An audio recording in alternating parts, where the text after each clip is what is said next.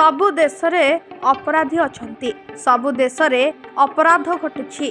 सारा विश्वर गोटे नियम हेउछि अपराधी को जेल रे रखिबा। हेले निज देशर अपराधी जो नियम अन्य देशर नागरिक जदि अन्य कोनोसी देश रे अपराध करे तापाई मध्य गोटे आईन, ताहा हेउछि जेल दंड। किछि किछि देश रे फांसी दंड और अन्य प्रकार दंड व्यवस्था रही। हेले आपण को बारंबार गोटे देशर जेल कथा कह जाए।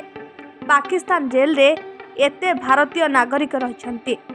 हेले आज आमे आपण को विश्वर एभली किछि देशर जेल कथा कहबा को जाउछु जेउ देश गुड़िकर जेल को हिसाब कले पाखापाखि 10,000 भारतीय नागरिक रहिछंती। केंद्र सरकार कहिछंती कि देशर 10,152 जन भारतीय नागरिक दुनियार भिन्न भिन्न जेल रहिछंती।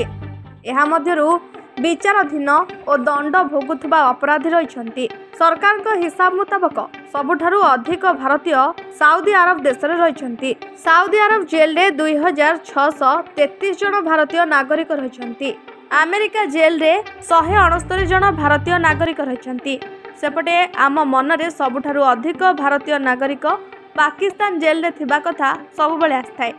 हेले पाकिस्तान जेल रे मोट 266 जन भारतीय रहिछंती। सेही भली पड़ोसी देश नेपाल जेल रे 1,317 जन, श्रीलंका जेल रे 98 जन और बांग्लादेश जेल रे मात्र 4 जन भारतीय नागरिक रहिछंती। अन्यपटे चीन जेल रे 173 जन और भूटान जेल रे 69 जन भारतीय नागरिक विभिन्न आपराधिक मामला रे रहिछंती।